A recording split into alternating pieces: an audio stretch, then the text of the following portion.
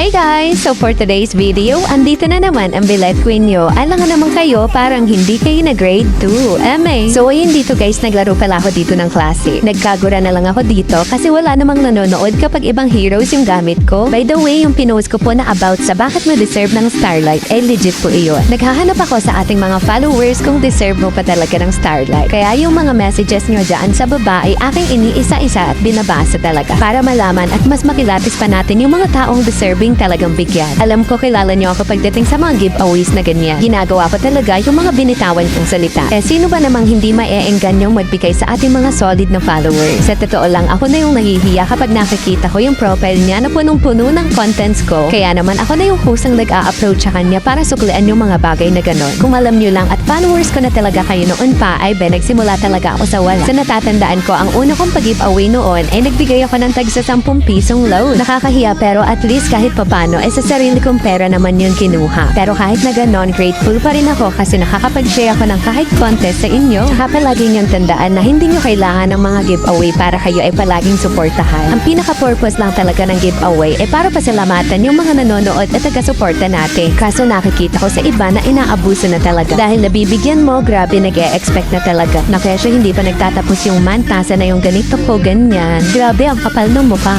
Matanong ko nga kayo, patuloy ba kayong susuporta kung wala naman kayong napapala sa isang content creator?